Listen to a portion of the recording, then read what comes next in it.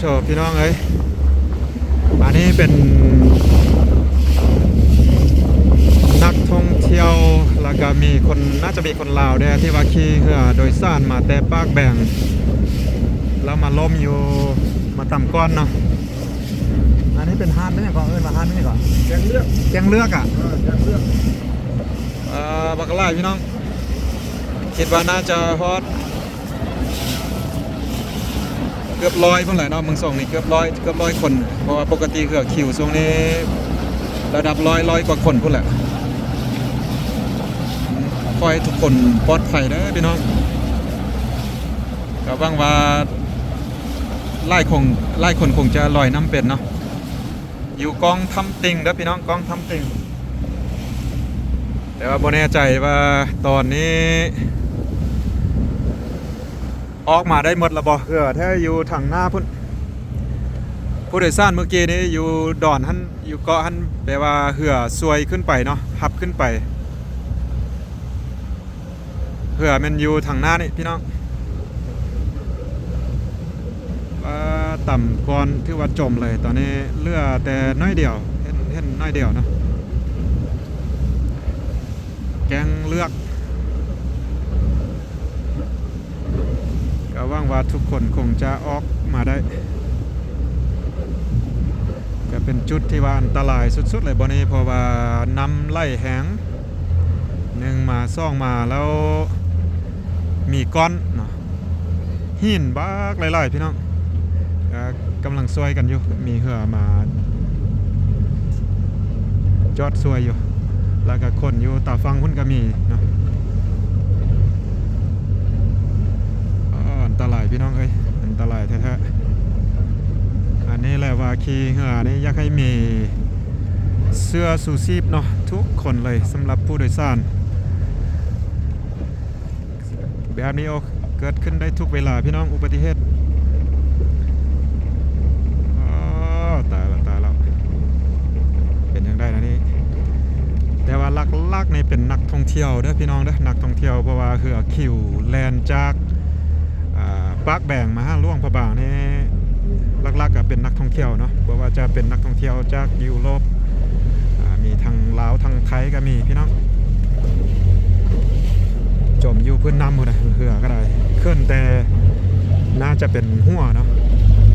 เคลื่อนอยู่ผมเป็นหัวกระห้างนั่นแหละ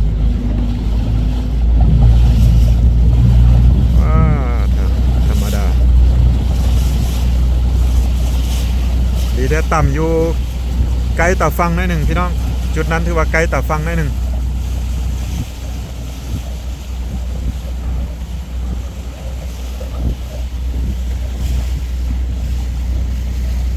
กันอยู่กลาง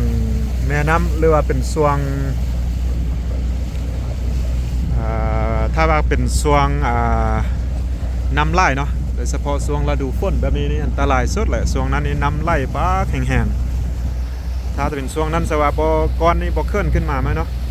เคสนี้จะเป็นหินมดเนี่ยบ่ทางหน้านี่ก็เส้นกันเนี่ย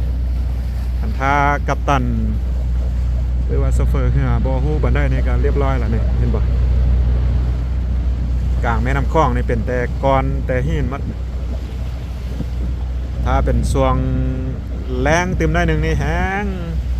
ไล่พี่น้องจุดนี้ที่ว่าไปบ่ได้เลยโอเคกสิประมาณนี้เนาะเพราะว่าเฮาก็ขี่เหือผ่านมาซื่อๆเราก็ได้ยินเพิ่นว่ามีเหือต่ำก้อนเนาะเฮาก็บ่ฮู้รายละเอียดเทื่อตอนนี้ถือว่าเหตุผลหลักๆก็คือว่าต่ำก้อนนะพี่น้องเนาะต่ำก้อนแล้วเหือจมอยู่กองทำติ่งเนาะจะเอิ้นว่าแกงเลือกแต่ว่าก็ยังบ่มีข้อมูลละเอียดที่ว่ามี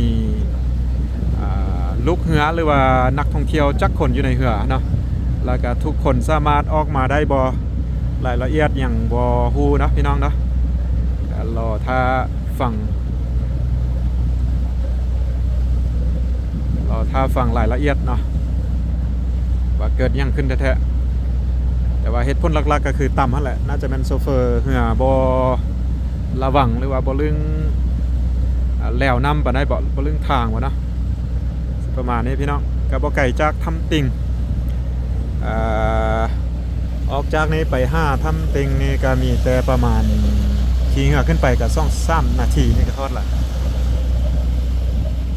แต่ว่าก็ไกลจากหลวงพระบางพอสมควรขี่เหือลองจากนี้ไปหลวงพระบางนี่ก็ประมาณขี่ไล่ก็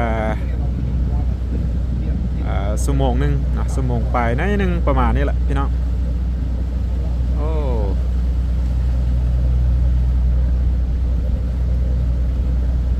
แต่ว่าเครื่องกระเป๋ามันยังนี่มันลงจมอยู่ใต้น้ำพุ่นหมดแหละบางส่งนี่เถอะหนักเลยเนาะน่าจะฮอต140บ่ฮอต140ก็อย่างน้อยหนึงก็คืออุ่นใจเว้าไปปกติเหือขิวแลนเพราะว่าจะมาจากห้วยสายมาฮอตปากแบงมานอนข้างคืนอยู่ปากแบงแล้วออกจากปากแบงหันมาหลวงพระบางนี่ก็จะเป็นอีกลำหนึ่งแต่ว่าผู้โดยสารส่วนใหญ่ก็เป็นผู้โดยสารลองมาแต่ห้วยสายนั่นแหละกว่าจะมาฮอตหลวงพระบางออกจากปากแบงมาฮอตหลวงพระบางนี่ก็ใช้เวลาอย่างน้อยก็7-8 ชั่วโมงพี่น้องอย่างแต่ชั่วโมงเดียวนึงจะฮอตหลวงพระบางเนาะมาลมก่อนลมบาดจอดพี่น้องเอ้ยโอ้หนักเลยก็ขอให้ทุกคนปลอดภัยเท่านั้นแหละพี่น้องเนาะดีแต่มีเหือแลนขึ้นแลนลงไล่ช่วงนี้บอกว่าจะเป็นเหือขึ้นไปทำติงเนาะส่วนใหญ่เหือนักท่องเที่ยวแกนักท่องเที่ยวขึ้นไปทำติงแล้วก็มีเหือลองแดก็อีกอย่างก็บ่ได้ไกลจากทำติงเนาะมีเหือจอดอยู่ทำติงหันก็ไล่พอสมควรแล้วก็เพิ่นก็ได้ไปซอยเอาผู้ที่ว่าประสบภัยเนาะไล่คนก็ออกได้หั่นแหละ